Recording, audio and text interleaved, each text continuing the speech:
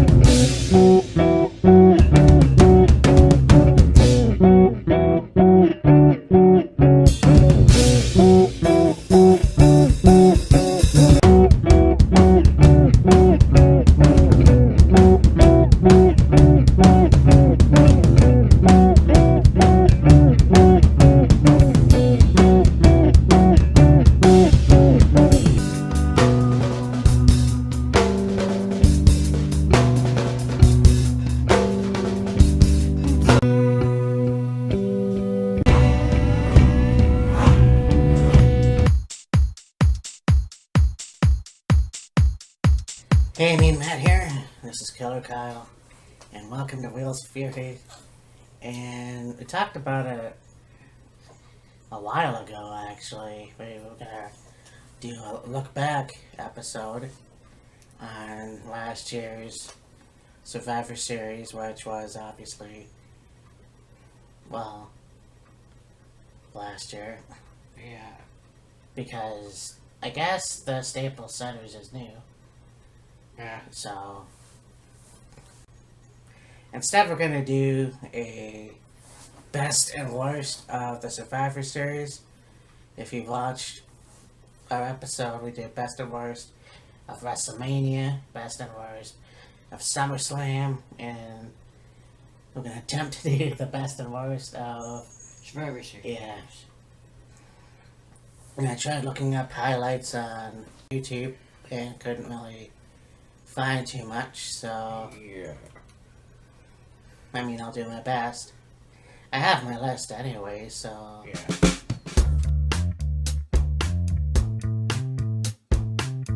So we're gonna start off with The very first Survivor Series back in 1987. and Here's something about this Survivor Series is now you'll see Survivor Series, the whole show itself, be singles matches, maybe some tag matches, women's matches, yeah, all, and then your elimination 5-on-5 matches to round out your show. Back in '87, they had only the elimination match format. yeah. What's cool about this is like the second event that the WWF had Yeah. prior to WrestleMania. Yeah, this is the second big pay-per-view to come along. Yeah. Just a couple years after WrestleMania. Well, anyways, so this was cool because you think Survivor Series, let's do an elimination pay-per-view, and that's exactly what happened here. Basically, yeah. So we had Brutus the Barber Beefcake, Jake Roberts, Randy Savage, and Ricky Steamboat, which is odd. Yeah. And they defeated Dangerous Danny Davis, Harley Race, Hercules, Honky Tonk Man, and Rob Bass. yeah. Yitla. Yeah, it's kind of interesting to see Randy Savage and Ricky Steamboat on the same team. Yeah, exactly. But The rest of it's just basically who eliminated who and but time they were eliminated in and whatever. well, anyways, I mean, I obviously didn't see the Survivor Series, but Right. I don't know if you saw it. I think so. Like, again, this was like 31 years ago, and I Yes. wasn't watching it. I know my older brother watched it. I'm not quite sure exactly what happened. I didn't see it. The fact that it was 87. And it would be hard to know what exactly happened unless you somehow were able to maybe see it again Well, later. Yeah, that's why I tried to look up highlights. YouTube is usually good for that. But I mean, the Andre the Giant team looked like it was a solid team, but Yeah. there it is. I'm gonna start off with a Survivor Series that, as a whole, was really, really good. I enjoyed the show quite significantly, actually. And I would say had probably one of the best debuts for this particular year. What else you could say one of the absolute worst debuts in WWE history. Survivor Series 1990. Okay. Now, see, here's the thing. I can understand them wanting to maybe have a mascot, if you will, for Survivor Series, something that for years afterwards you can go, oh hey, there's whatever it is at the time, at whatever you want it to be, and oh yeah, it's Survivor Series. There's the Pilgrim or the Indian or whatever. But they decided to go with a god awful turkey and call it the Gobbledygooker. Now, whoever came up with this idea needed to be shot, needed to be run over, needed to be taken out behind the woodside and beaten to a bloody pulp. And I mean, God bless Roddy Piper. He tried his damnedest to put that thing over, but it went over like a fart in church. It just did not go over whatsoever. Yeah, it's just, I feel bad for Hector Guerrero. Oh, I know. Fuck. I mean, first of all, you gotta put the suit on. Yeah. Then you gotta go in a fucking egg. Like, how... Yeah, much... you gotta put on this ridiculous turkey outfit and go inside this giant egg and wait in there for however long till it's your cue to pop out of the egg. And I'm sure it probably wasn't very comfortable in there. No. It's probably bored friggin' stiff. Just waiting around for his cue to pop out of this egg. And I mean, if you didn't pass out from heat exhaustion, Jesus. Oh yeah,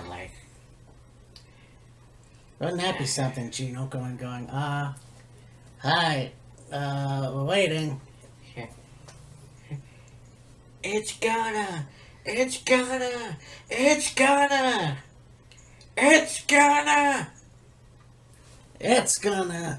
I guess he's dead. fuck. Yeah, not a very good idea. Yeah.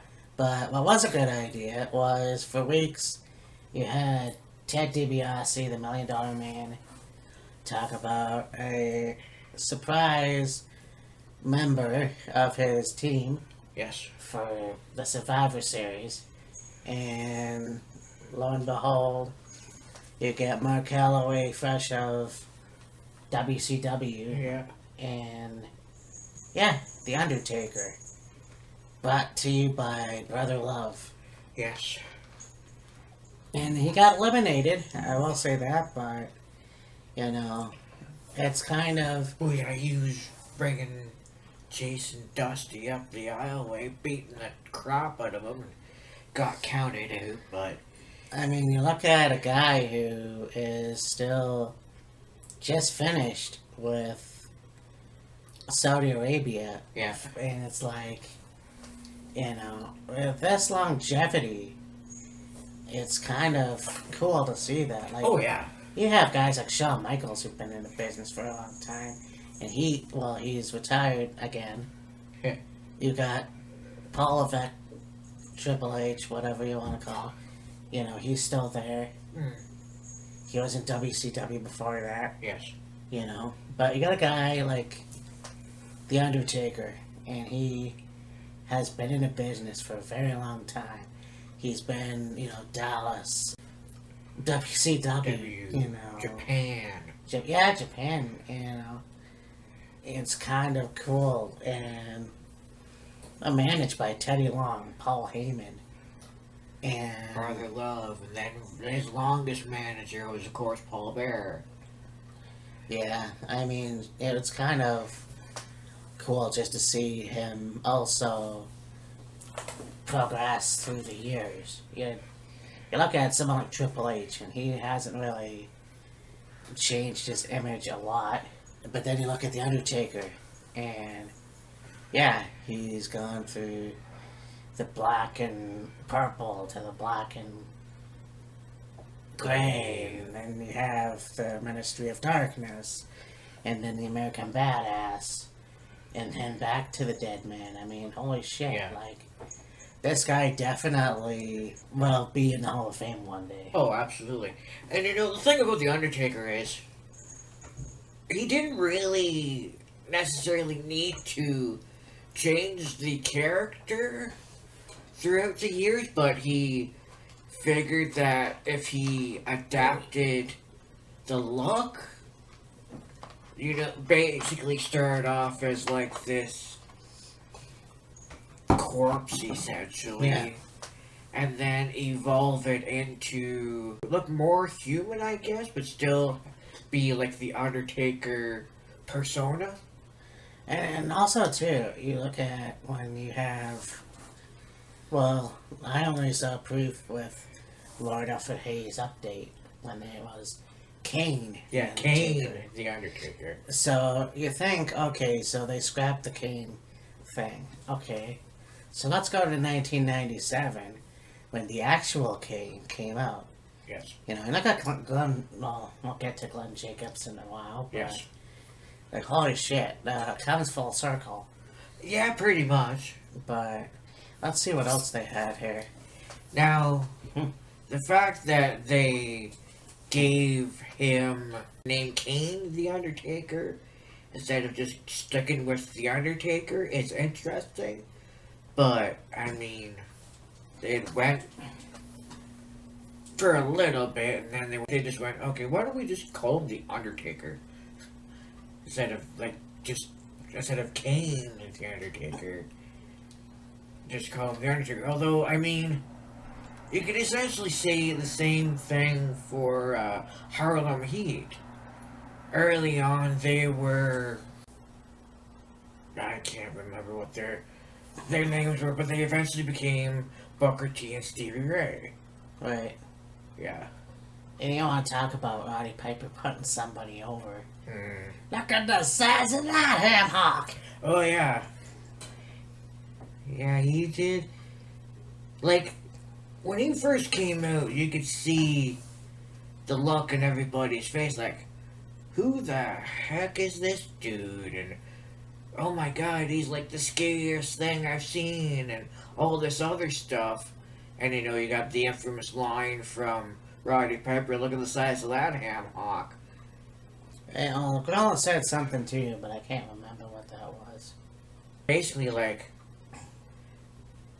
they're both going, Undertaker, who's this Undertaker? We don't know nothing about this guy. Who is he? And all this other stuff. And then you see him come walking out with Brother Love, and Gorilla Monsoon goes, Holy, would you look at the size of that? And then the line followed by Roddy Piper's, look at the size of that ham hock. It's like, yeah, he's a big dude. But nonetheless, let's look at other matches. So we go on to the first match. We have, Shane Douglas, who defeated Buddy. I don't know where the fuck I got Hulk Hogan. I don't know. Buddy Rhodes. Yes. And yeah, Shane Douglas would eventually become Dean Douglas, and Yes. then go. I think he was in WCW first, before going to ECW and cutting that line. Yes. The infamous, spitting of the title and then throwing it on the floor. Yeah.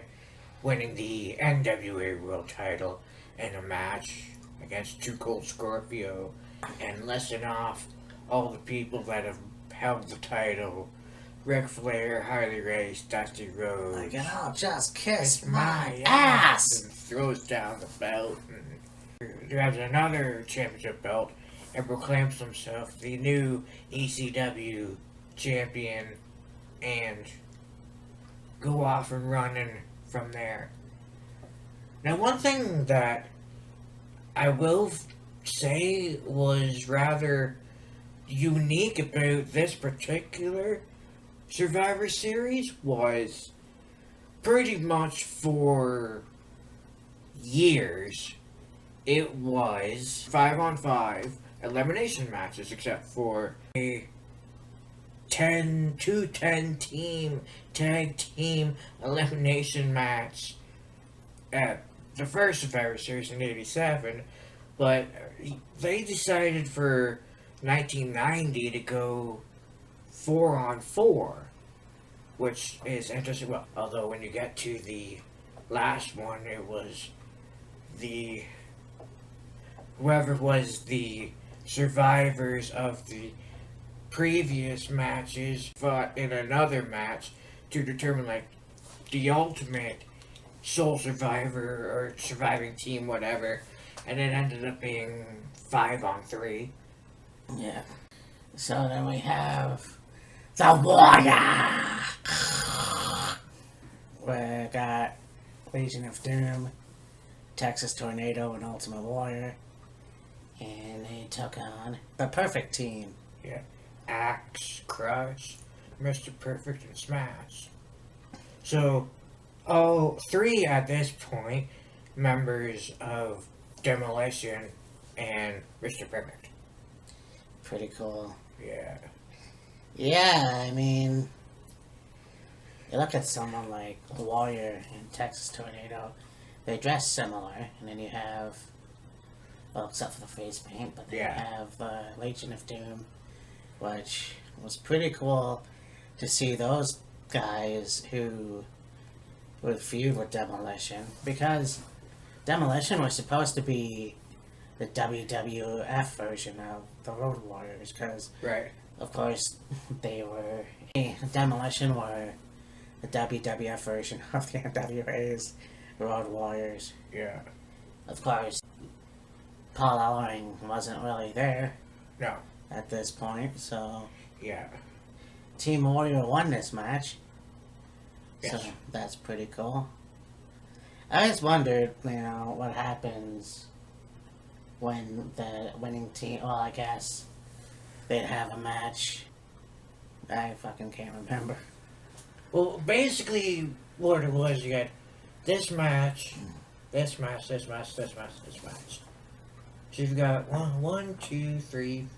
5 matches. Right. And whoever won these matches went to here for another match, and then whoever basically won that match won the whole thing, you could say. But you only had one team that had enough members, you could say, and one team that was short a couple members. $1 team, then of course the Dream Team, which was Bret Hart, Dusty Rhodes, Coco Beware, Anvil. Then we had Honky Tonk Man, Greg Valentine, Ted DiBiase, and of course The Undertaker. Yep. I mean, that was a good match too. And what a debut. I mean, just Oh, kind yeah. of the suspense of You know, what's gonna happen, Undertaker for coming out and what does he look like, and then there he is. shit. And I think I saw a video when I was a kid about that too, about the whole lead up to the Undertaker at the Survivor Series.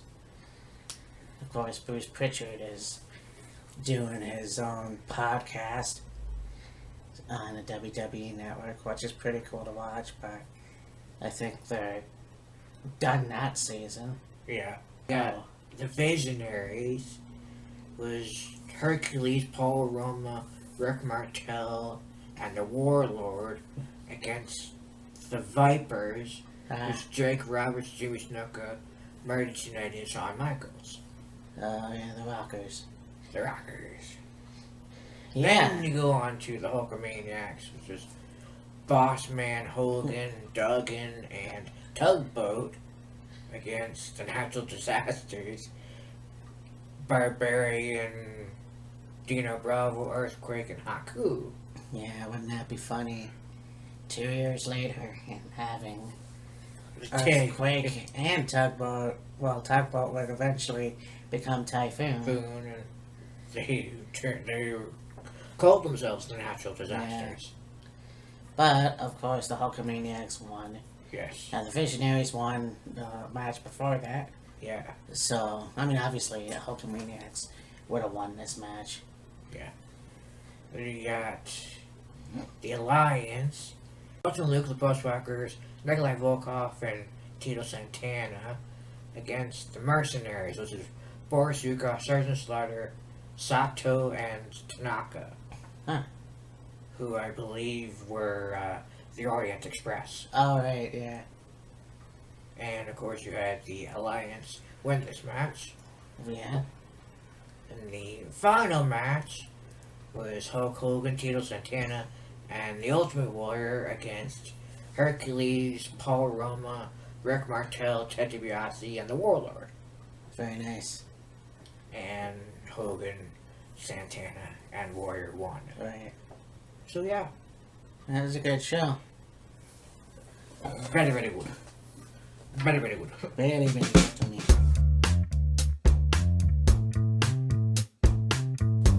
Alright, so we're going to jump ahead now to last year's Survivor Series, which we would have talked about today, but glad that we thought about doing this instead.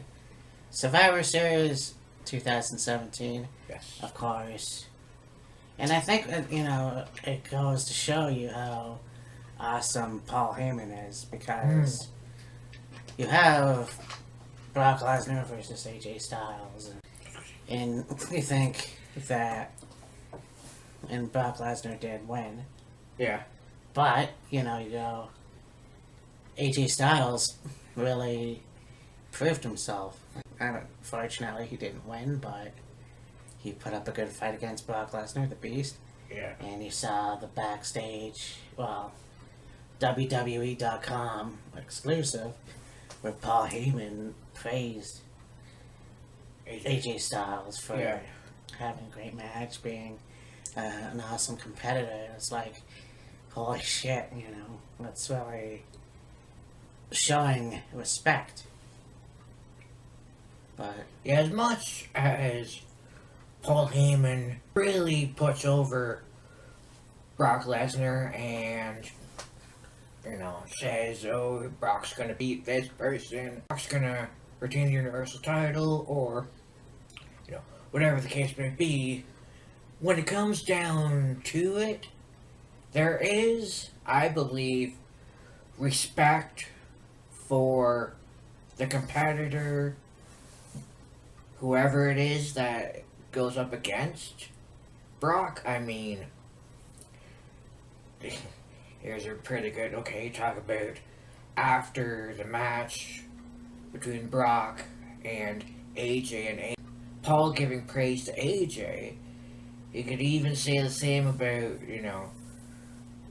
what the whole rivalry with Brock and Roman. Roman having to give up the Universal Championship because of his, once again, battle with leukemia. You know, Paul Heyman came out a little bit later and he was talking, he said all sorts of, really good things about Roman and praised him and all this other stuff, and then Brock himself sent out well wishes to Roman, which is actually pretty cool because you see Brock and he's like this intimidating bull of a man, runs through people and beats them up and throws them around like they're friggin' cackling dummies or whatever. But when it comes down to it, there is a lot of respect in that aspect. Well, at the end of the day, you have to look at, okay, the wrestlers in the ring, and they're wrestling for everybody in that arena. Oh, yeah. And they're in character, but at the same time, these are people that they travel with. And usually, yeah. Whether you want to respect them or not, you have to. You have to show some kind of compassion. And that's the same with anything. Being in a band or a TV show or a movie. You gotta show compassion for some people. Yeah. And there's that whole respect thing. You have to show respect for your people. Yeah. And it's true, you have to earn it, but, AJ put up a good fight, and that's just the way it is.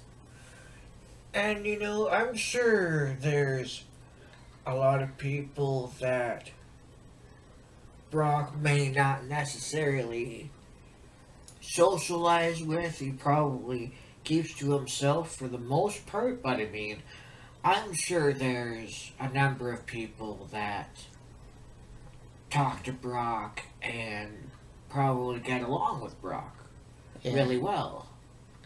Yeah, it makes it out to be the guy that who goes to Saskatchewan and isolates himself from everybody. But you don't know the real person, then maybe a part of that's true. I don't know. There's a part of me that likes to be in a quiet area and not do too much, but I'm also a socialite, or whatever you want to call it. Yeah, I mean, cause when you take into consideration the fact that Brock is, country boy, farm boy, he grew up outside of Minnesota or outside of Minneapolis, I guess you could say, in Minnesota. Yeah.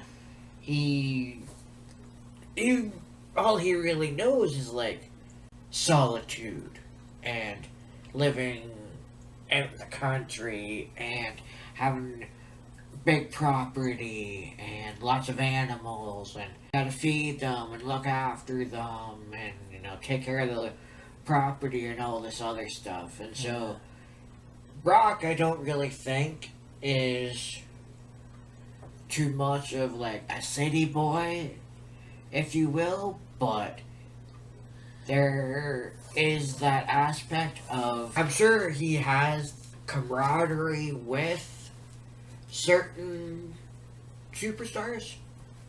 Yeah. I know that him and Austin are fairly buddy because Austin has his own ranch out in the middle of nowhere in Texas, and Brock's got this, he's got one property in rural Minnesota, I believe, and then he's got this other compound out in Saskatchewan.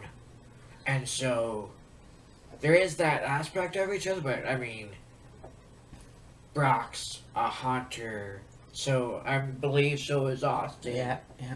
And they, I don't know, maybe have hung out together and gone hunting and maybe shared stories, drank beer, whatever, but, the way Brock is portrayed on TV, I'm sure, is heightened. Yeah, heightened compared to the person he is off camera. Well, a little story that I heard years ago was, I guess, somebody bumped into Lesnar's car, I guess. Yeah. So he got out and he started yelling at this guy like crazy. Well, the guy's daughter was in the back seat and she started to cry. So Brock instantly was like, "Oh shit," you know. Yeah, exactly. So he tried to comfort the girl the best he could. This goes to show you that yeah, people fuck up too, and they don't want to like be crazy or whatever when kids are around. Maybe. Yeah, like, I'm sure there's been lots of people out there in the world that have been upset that the car got bumped or hit or they were in an accident or whatever. And yes, generally will react before thinking, but in that aspect of it, Brock, yes, reacted when it happened, but then when he seen the girl was upset, he was like, "Oh shit, I'm an ass." And he's like, "I'm sorry, I was just upset that your dad hit my car." Well, I had to go talk to him for a while. Yeah. Few F5s and German suplexes later. Yeah. Alright, we got it all sorted out. Yeah. But so we go now. I mean, we talked about that match, but we have Elias versus Matt Hardy. The pre-show. Elias won this match. Yes. What do you think about his character now? Because he's face, apparently. To me, it's still the same as it's always been. He comes out, strums the guitar. "Hello, I'm Elias. I'm, WWE stands for Walk with Elias."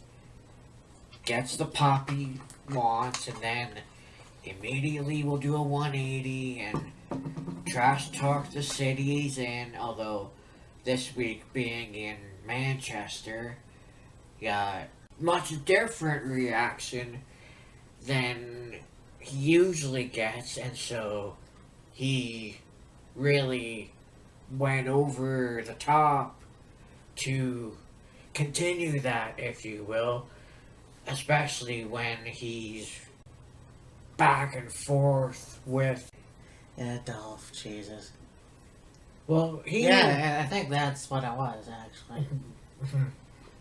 Anyways, Elias won this match. Then we have Enzo Amore and Kalisto. Yeah, Enzo defeating Kalisto. And this was for the Cruiserweight Championship. I don't really miss that for Guysy at all. Yeah. But there it is. Kevin Owens and Sami Zayn against Breezango. I'm not sure where Breezango evaporated to, Yeah. but they're And Tyler Breeze is still on the show. Kaputskis, yeah. Yeah. Sami Zayn's injured. He should be back soon.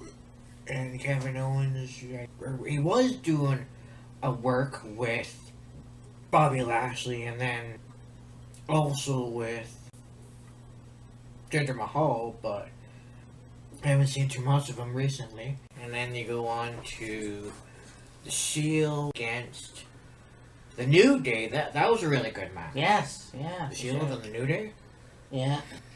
And it was interesting because they had like the t-shirts with one side being like their own regular Shield t-shirt, if you will, and the other side being like a Monday Night Raw t-shirt, kind of melded together into one. That's right, Yeah, yeah. that was cool. Yeah. And then, it's kind of like, thinking about how it's too bad the Shield would break up and get back together would break up. And then finding out that Roman or Joe has cancer again, It's too bad, but, unfortunately these things happen. Yeah. But, you also look at the New Day, and these guys definitely our money. You know, I saw them in Peterborough, and they put on a really good show against the Bar. But you know, having them lose the titles was kind of, Yeah. you know, whatever. Yeah, it's really too bad that Revival haven't gotten their due yet. Yeah. I'm sure it'll happen, maybe. But, yeah. Women's elimination match, Team Raw and Team SmackDown. Alicia Fox, Sasha Banks, Bailey, Asuka, and Nia Jax. On Team Raw and SmackDown was Becky Lynch, Naomi, Carmella, Natalya, Tamina, with Lana. Yeah. They had 4 champions versus champion matches. You got United States Champion Baron Corbin against the Intercontinental Champion The Miz. Right. You had the Usos, the SmackDown Tag Champs, against Cesaro, Yeah. The Bar, the Raw Tag Champs. You had SmackDown Women's Champion Charlotte Flair against the Raw Women's Champion at the time, Alexa Bliss. Ah, nice. And then, of course, the aforementioned Brock versus AJ match. And then, of course, the men's Team Raw versus Team SmackDown elimination match. You had Kurt Angle, Braun Strowman, Finn Balor, Samoa Joe, and Triple H against Shane, Randy, Bobby, Shinsuke Nakamura, and John Cena. Yeah. Oh no, this was the one where it was Triple H, Braun Strowman, and I think Shane McMahon were like the final 3 or something like that. Right. And it looked like Triple H and Shane were gonna like team up on Braun. Oh, yeah. Like, oh yeah, we're brother-in-laws, we're family, you know, we stick together, and then friggin' end up eliminating Shane, and Braun grabs Triple H by the throat. You ever do that to me again? Yeah, that was lame. But, okay. There it is. Survivor Series.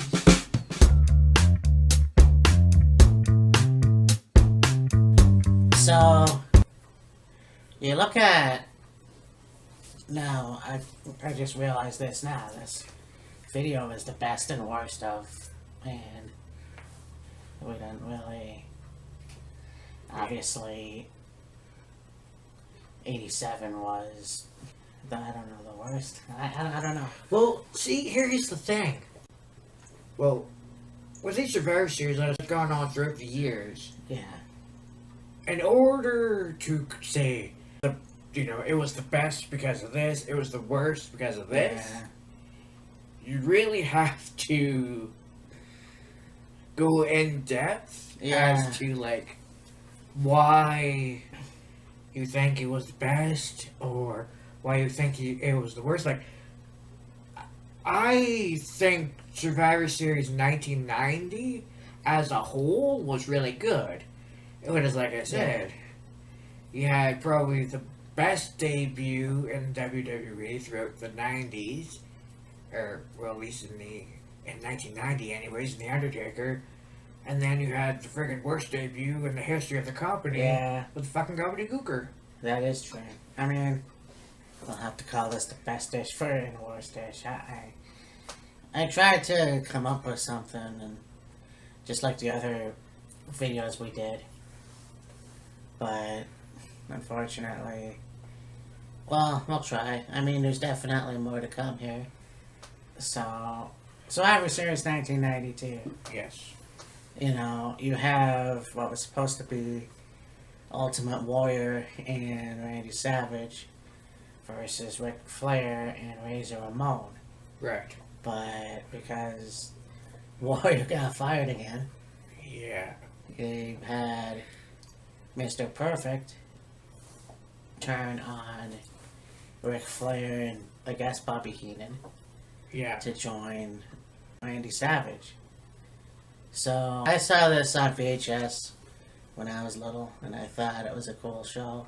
But this match definitely told a really good story. I mean, that's Savage. He always told a really good story. You know, Oh yeah. having that match. Well, they won. Very cool. And it was also Razor Ramon's first pay per view. Yes. So, you know, at the end of the match, you have Perfect and Randy Savage just standing there, and I guess Savage is doing this shit there, and he's looking at the crowd to get because Perfect was like, he didn't know if he was gonna be an actual face or not. Right. Well, they slap hands, and then yeah, basically it went from there. And then of course you have that pig shit at WrestleMania 9, but it was a good match nonetheless. Yeah. Rush against the Repo Man. Yeah. Huh. Yeah, I just saw Crush today, actually, on a different show. Oh yeah. Yeah. But yeah, I think that, see, Crush was good face and heel. Oh yeah. Saw him Absolutely. turn on Macho Man and become like the Kabuki guy, Yeah. once again with Mr. Fuji. But here it was like, taking on the Repo Man. Barry, can't remember his last name. Darso. But yeah, Barry Darcel. Repo Man was a good wrestler too. I mean, he had a good gimmick. But Crush won. I always liked the fact that he would, end his matches by crushing his opponent's head. I remember thinking as a kid that, okay, I guess his brains are scrambled now. Yeah. Well, I mean, when you got somebody that's like 6'6", 6'7", 280, 85, 90 pounds, putting both their hands on either side of your head by your temple and that just compressing as hard as they can, it's gonna hurt Oh, fuck a yeah. lot. Yep. That's kind of what wrestling is. You have to hurt your opponent, but don't, injure them. But yeah, and I always thought that was uncomfortable. Oh yeah. But then we have the Head Shrinkers, who defeated High Energy, Yes. Coco Beware, and Owen Hart, of course, and Frankie. Yeah. And when Head Shrinkers debuted, it was freaky. I mean, the jungle music itself, and Samu and Fatu. Not quite sure what happened to Samu, Yeah. but of course, Fatu would become Rikishi. Rikishi. Rikishi Fatu, of course. And Yeah. Alpha, the father of Roman. Yeah, it's Alpha. No, Sika. Sika. Sika's his dad. Alpha is his uncle. Okay. It's kind of funny too to see how racist Vince is. Oh, you're Samoan, you gotta be wild, man. Yeah, really. Yeah, you can't talk English. Yeah. But, yeah. Yeah, they were a pretty freaky tag team. Yeah. I mean, I wish I was around when the Wild Samoans were there. Yeah. But I was disappointed when High Energy lost. But, yeah, they never really got their take. I mean, it's in our video for tag teams that should have been the tag team champions. Yeah. So, And you got a nice stick on a pole match with Nails and Boss Man. and they'd stick on a pole match, bro. Yeah. Yeah, that's not an interesting feud because, I got Big Boss Man and Cobb County, Georgia security guard, and then you have this guy, Nails, who is a prison inmate. Yeah. And yeah, it was a short-lived gimmick because of what he did to Vince, but Yeah. yeah, he was an interesting individual. For some reason, I thought he was Glenn Jacobs, but Yeah. that's not true. No. But yeah, he was pretty interesting, and then of course, this match, you knew I was gonna go to Boss Man, but just the whole thing of the lead up to it, the Yeah. whole thing, which I thought was pretty cool. So, yeah, this was a good match. Anyways, and then we have Tatanka against Rick Martel. what was cool about this is you had an interview with Tatanka and he's chanting in the corner, and Top Pat Girl comes and they do the interview. But yeah, here's another, two guys that had a pretty good feud that year. And there was another match that they had a few months before. I can't remember if it was Whack'em Smack'em or not, but of course this match was pretty cool as well. And yeah, Tatanka's is one of those individuals that, well, even Rick Martel, I wish would have picked up a title. I mean, Rick Martel was a tag team champion with Santino. Tito Santana. Santino? Alright. Foul! Yeah. It seemed to be, even though he was a very good wrestler, and yeah, he was tag champs with Santana, when they put him as a singles competitor and he became the model, Oh yeah. I mean, it was good, but he didn't seem like WWE was wanting to push him, I guess. Yeah, that's unfortunate too, because he had a great physique, Oh yeah, absolutely. but there it is. Rick Martel and Santino. The greatest tag team champions of all of the times. But even Tatanka, like, Oh yeah. again, I made that rant last year where Tatanka should have been a champion at some point, He's a Native American. What more do you want? He's a full-blooded American, but yeah, it sucks, but there it is. I mean, with Tatanka, it was one of those things where, like, he has this undefeated run, and then he eventually gets beaten, so to speak, from friggin' loses his undefeated streak, and then he ends up a member of The million dollar corporation. Yeah. That goes on for a little while, and then pretty much done after that. Yeah, and becoming a Native American chief. Right. Can't remember what tribe it was, but he came back in 2003. He's actually been in a couple battle royals, Yes. so that's pretty cool. Yeah, so yeah, then we have the perfect Macho Man match. You got Yokozuna against Virgil. Oh yeah, that was a squash. Yeah, both literally and figuratively. Oh, it was cool because also backstage you have Yokozuna being treated by the geisha girls, Yeah.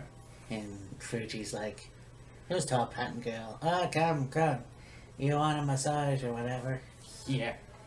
But obviously, yeah, it was a squash match. Virgil never got a good fight out of anybody, especially Yokozuna. Yeah. So, And you got uh, Nasty Boys and the Natural Disasters against Money Inc. and the Beverly Brothers. yes, that was a good match too. Yes. And of course, the Nasty Boys won. Yeah, Nasty Boys and Natural Disasters won. And the Nasty Boys went on to have fairly good success. The Natural Disasters, well, they split, and Earthquake had a fairly good run afterwards, although there was the whole mess up in WCW. And so did Fred. Yes. Poor Fred. Yeah. Money Inc. were tag champs Yeah. and had fairly good success. the Beverly Brothers, well, they had a fairly good run in the WWE, but then they were never heard from again. Yeah, that's kind of weird. Yeah, I have no idea because they went to WCW, so Right. not quite sure what happened to them. Mm-hmm. I mean, Landy Powerful, obviously, you know about, but Yes. so then we have the Undertaker. Against Kamala and casket match. I remember this match quite well. Oh yeah, I mean these two had a match in the SummerSlam, and it was awesome. Obviously, it was the best SummerSlam there was at the time. Yes. But yeah, so this was the rematch. It was a casket match. Of course, they had. I'm not even gonna do it. I'm making a cover just for you. Come on. Attempt at shocking like Paul Bearer. Yeah. But yeah. One thing that I really enjoyed about this was, one, the lead up to it, but two, just the overall emphasization on Kamala being afraid of the casket. Oh yeah. Yeah, that was funny. And I noticed that over the years, they had, I guess, what you would call your traditional casket. It was like metal frame with the handles and the lid that opened up and all this other stuff. But for this match, it was basically like, it was uniquely shaped. It looked kind of like a sarcophagus, kind of. Yeah. Just the shaping, but it was like the lid was fully removable, and then of course you got Kamala being put in the casket, the lid put on it, and then Undertaker nailing it close. Like, Yeah.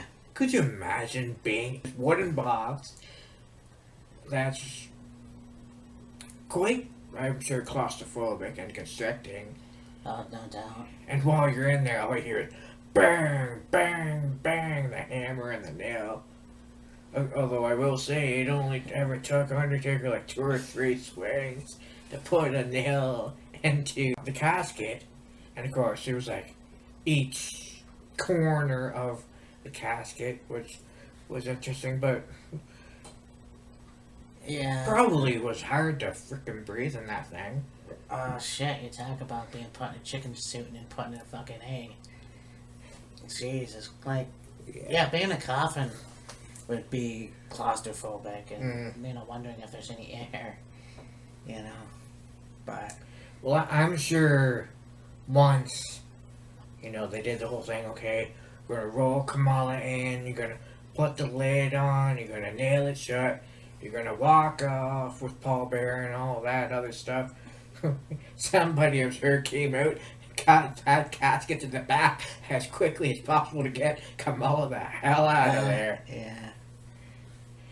So we got this last match in a continued feud, I guess. Shawn Michaels and Bret Hart. And, it, talked about Tatanka and Rick Martel on their feud in 92.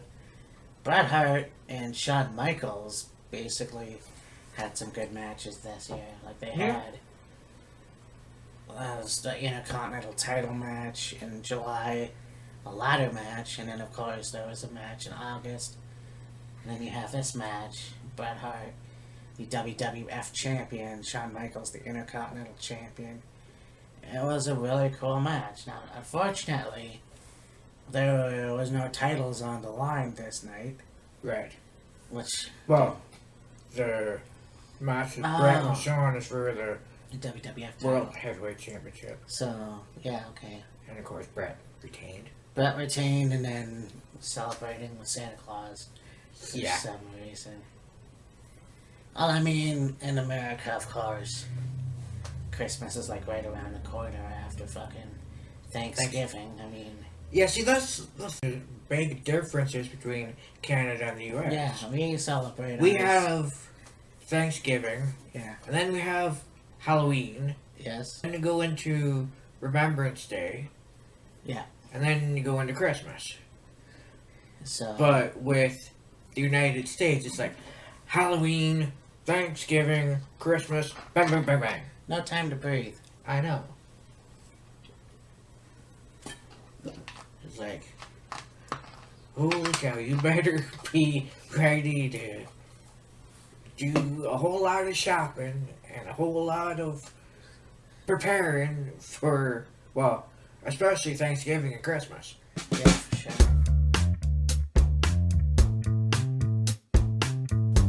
So let's go now to Survivor Series 2002. We have one of the. Well, I talk about, first of all, the shit that happened that year, 2002 to 2004 at least, Yeah. with the Bischoff era. I think the one good thing he's done was the Elimination Chamber. Yes. And, unfortunately, it's been pussified, so. Yeah. But, just steel mesh and, glass and just, you go into your pod and then you get out and then you wrestle or whatever, Yeah. Very painful. In fact, Triple H broke his sternum, I believe. Yeah. So, Yeah, Elimination Chamber was not something you wanna trifle with. So we have the beginning of the show. We have the Un-Americans, Lance Storm and William Regal, who defeated. Gold Dust and the Hurricane. Yeah, I don't remember that tag team at all, but yeah, Goldust was, I guess, well, I don't even know how long it was there after that. Yeah.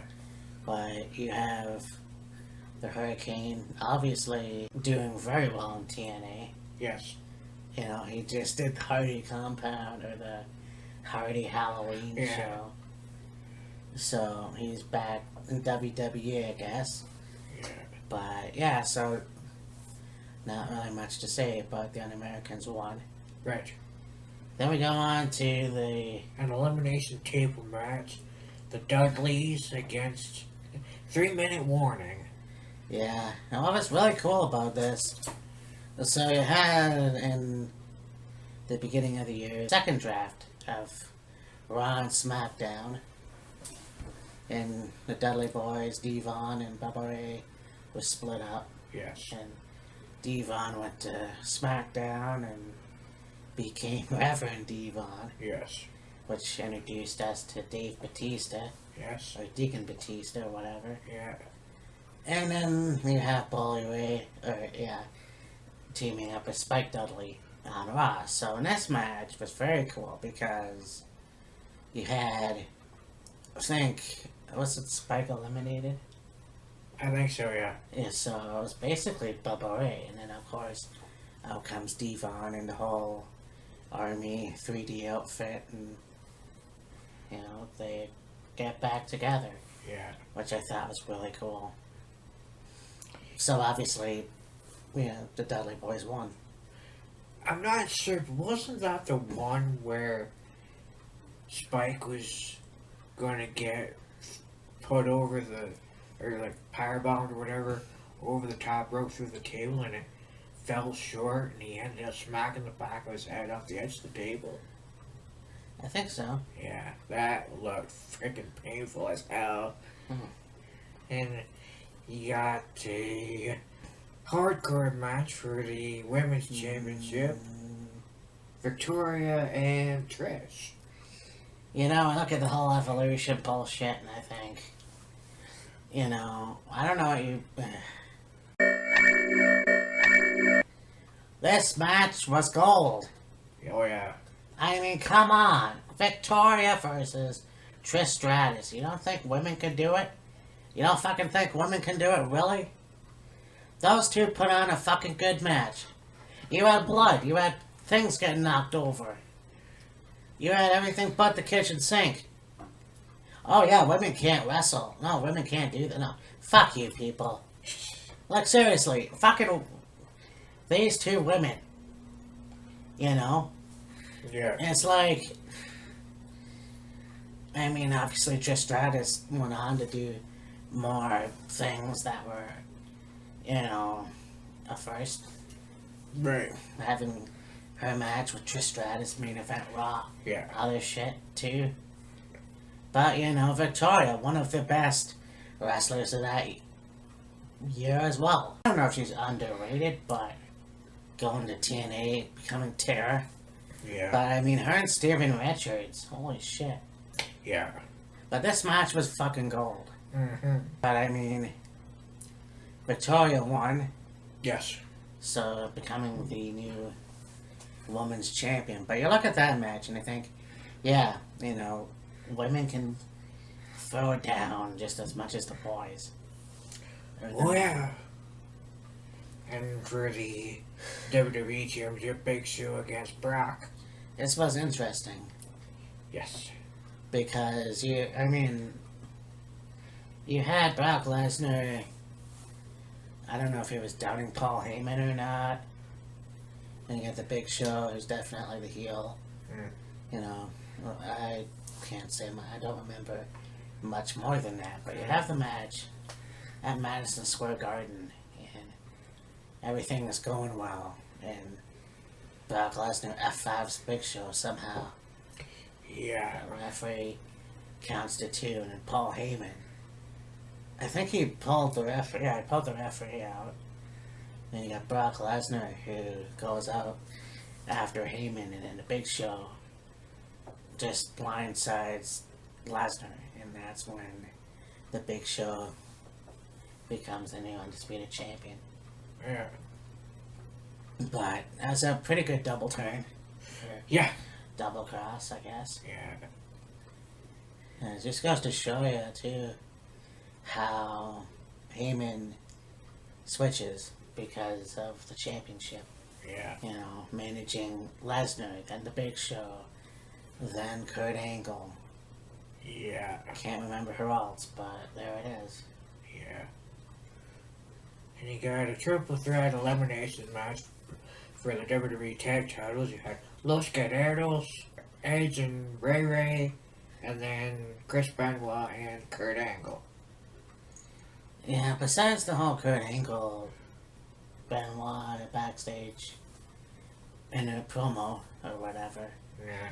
I wasn't too crazy about this match, Right. but Los Guerreros won. Oh, yeah, it's for the tag team championship. Yeah, I liked that tag team, Yeah. but yeah, other than that, I didn't really like this match. Yeah. Then, of course, the Elimination Chamber match for the world title with Shawn Michaels, Booker T, Chris Jericho, Kane, RVD, and Triple H. And Triple H went in as champion, Yeah. but Shawn ended up walking out as new champion. I mean, I kind of figured this was happening because Shawn came back a year before, 12 months before, Yeah. and they had their match at SummerSlam, and, you know, the whole Elimination Chamber thing happened, and they thought, okay, this is kind of interesting. I mean, I didn't want Michaels to win, but, you know, it happened anyways. Michaels ended up pinning Triple H, and that was basically him being the world champion. Yeah. But did they go to war? Like, I mean, he was battered and bruised and bloody. Oh, yeah. So, I mean, this was back when WWE was pretty awesome. Yeah. So, Survivor Series 89? 89 is the year I was born, so that's yeah, for sure. pretty cool. Boris Zukov, who defeated Paul Roma. Brady Paul Roma. Yeah, you were just born and I was in junior kindergarten. Yeah. You have, This was November of '89. Call it November of '89. So I would have been just. Well, I was born in July, and this was November of '89. I only would have been like 4 months old. yeah, I would have been, 5. Yeah. 5 years old. But, yeah, so there was that match. Paul Roma lost to Barzukov. Then you have the Dream Team. Dusty Rhodes, Brutus Beefcake, the Red Rooster, and Tito Santana against the Enforcers. Big Boss Man, Bad News Brown, Rick Martel, the Honky Tonk Man. Yeah, poor Terry Taylor. But you got the Dream Team won. Yeah, it's funny. Yeah. And you got the King's Court, Randy Savage, the Canadian Earthquake, Dino Bravo and Greg Valentine against 4x4s, Jim Duggan, Bret Hart, Ronnie Garvin, and Hercules. Right on. Yeah, the Canadian Earthquake. Well, I mean, you have, again, Jim Hart, who always managed Canadians, it seems. Yeah, really? You got Earthquake from Victoria, BC, and you got Dino Bravo from Montreal. Montreal. And the King's Court actually won this match. Yes. Very cool. And you got the Hulkamaniacs, Hulk Hogan, Jake Roberts, Axe and Smash against the $1 Million Team, Ted DiBiase, Warlord, Barbarian, and Zeus. Yeah. And I believe this was around the time that there was the release of No Holds Barred. That's right. Well, yeah, because Zeus was Yes. wrestling in WWF at the time. Yeah. That didn't go very far or last very long. No, I didn't think so. And so we have And the Cap, and then you got the Rude Brood, Rick Rude, Mr. Perfect, Jacques and Ramon the Rougeos against Rowdy Roddies, Hot Rod, Roddy Piper, Jimmy Snuka, Bushwhacker Luke, and Butch. yeah, it's always nice to see Raymond in the French commentator team now. Yeah. A guy from Montreal, Quebec, doing a French. Oh, you would think Parisian French, but whatever. I don't know who the other if the other guy is from France or not, but Yeah. yeah, this I wish I saw this pay-per-view, but Yeah. unfortunately they run a lot of stuff on the WWE network, but you Yeah. just don't think about it. Yeah. So then we have the Ultimate Warriors. Yeah. Ultimate Warrior, Jim Neidhart, The Rockers, yes. Shawn Michaels, Marty Jannetty against the Heenan family, Bobby Heenan, Andre the Giant Haku, and Arn Anderson. and the Warriors won. Right. So there's that. Yeah. And you know, I made mention of the Survivor Series 1990 having 4-on-4 elimination matches. Well, just the year previous, they did the same thing. Exactly. So, I mean, this looked like it was a good show. I've got to one day watch all these. Yeah, I know it. So, let's talk about the one I just watched today. Survivor Series 1996. And holy shit, you know. And again, I said this before, I didn't really watch it that much in 96, even 97, Yeah. but there's some, you know, there's bits and pieces that I have seen, you know. Greg and New York, New York. That's where people are made. Mm. Or get made. So, what's the first match? We got a 4-on-4 elimination match with Aldo Montoya, Bart Gunn, Bob Holly, and Jesse James against Billy Gunn, Justin Hawk Bradshaw, Yeah. Salvador Sincere, the Sultan, Yeah. Iron Sheik, and Uncle Zebediah, whatever. Yeah. It's funny what we know now. A Samoan guy being the Sultan. Yes. Rikishi Fati. Yeah. Shit. Yeah, there's a lot of future wrestlers out of that, you know. Bradshaw. Who else? Bart Gunn, Billy Gunn. Dog, Jesse James. Yeah. You know, the New Age Outlaws, of course. Yeah. I mean, it was. I missed half of actually the show, but anyways, that was the pre-show. And then we got Doug Ferris, Henry Godwin, Phil Laffo, and Phineas Godwin against the British Bulldog, Leif Cassidy, Marty Jannetty, and Owen Hart. Yes, of course. Leif Cassidy, who Al Snow. would later become Al Snow.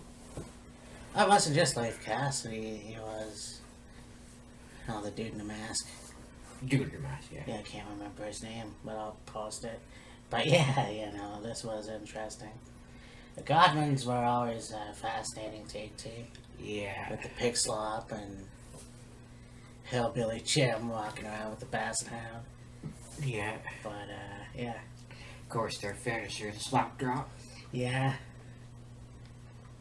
And There's always that image of Midias or whoever it was pouring slop on Sonny. ah, yes. Well, Phineas Godwin eventually became Midian, who became a member of the ministry. Yes. You got Undertaker Yeah. against Mankind. This was a really good rivalry. That's when I started watching it, like, today. But yes, it was. I really enjoyed this match. And they had a very good rivalry. You had the Boiler Room match, the Buried Alive match, this match. Of course, you go on to 98 with the Hell in a Cell. I mean, those two had really good feuds. Oh, yeah. So, I mean, and of course, this is when Paul Bearer was up suspended by a cage. Yes. Of course, he has the urn with him. Yeah. Yeah, and this is like the first time that he actually turned on The Undertaker. Yes. You know, having joined Mankind and everything, so that was pretty interesting. Yeah, it was the boiler room brawl that he turned on Taker. Oh. Oh, yeah, right. Yeah, they fought in the boiler room, and they made their way out of the boiler room, and well, the idea was to start off in the boiler room, you fight, and you basically got to make your way to the ring, and the first person to get the urn from Paul won the match. Right. Of course, it comes down to the Undertaker trying to get the urn from Paul, and Paul turns his back and then labels Undertaker in the head with the urn, and yeah. I tell you, dude, I know that those things probably aren't very heavy, but Oh, fuck man. did it ever make a thud when it hit Taker in the Oh, head. Oh, that must have hurt. Dink! And so, we have Jake Roberts, Mark Mero, Rocky Eh, Maivia. well, and the debuting Rocky Maivia. And what's interesting about this too is they actually mentioned Dwayne Johnson Yes. a couple times. And of course, you also have the Stalker And the Stalker. against Hideous. Crush, Goldust, Jerry Lawler, and Hunter Hearst Helmsley. Yeah, Paul Levesque in his worst English accent ever. But, yeah, Barry Windham, I feel sorry for him. Yeah. But, yeah. Well, obviously, The Rock won for his team, Yes. you know, and it wasn't long before he would defeat Hunter for the WWE Intercontinental title. Right. And was said WWE title. And then, you know, he would get booed Yes. a lot, so wouldn't take long for him to become the actual Rock Right. and join the nation after an injury, but Yeah. And you got Brad against Stone Cold to determine a number one contender for the WWF World Heavyweight title. yeah, my childhood idol taking on my adolescent idol. They had a really good feud, you know. This goes, you know, this would go from that to their match at WrestleMania, the double turn. Yeah. You know, I mean, they were awesome working with each other. Oh yeah. But, I mean, it was Brett that took the win, obviously. It's too bad that Austin didn't ever beat Bret Hart. Yeah. But, of course, you have... I'm not even sure when he started wearing those knee braces, but... Yeah. Yeah, this was a really good match. I really liked it. I didn't really notice at the time the orange, like, brim, whatever, on Hitman's muscle shirt. Oh yeah. But I still love that pink. Hell yeah, absolutely. Anyways. What else you got? You got Diesel, Farouk, and Vader against Flash Funk, Jimmy Snuka, Savio Vega, and Yokozuna. Yeah. Pardon Jacobs and the other guy. Yeah. I mean, they did really well for invitation, I guess. Yeah. I mean, I don't think Glenn had to dye his hair like Kevin Nash No. had to, so Right. this was a good match. I really liked it. Of course, the match ended in a no contest, but You know, I think that 96, there was a lot of wrestlers that came back, like Jimmy Snuka and Jake Roberts and Ultimate Warrior. So it was a pretty good time. yeah. The last match is Psycho Sid Oh, right. against Shawn Michaels for the WWF Championship, which Sid ends up winning. Yes. Yeah, Sid and his promos. Oh yeah. Of course, Sid was going to go on to wrestle Undertaker at Mania, so... Yes. Oh yeah, I'm going to cut this short. I mean, we only have a few pay-per-views left to talk about. Right. This is getting pretty long, so... part 2. Yeah. See you in a bit.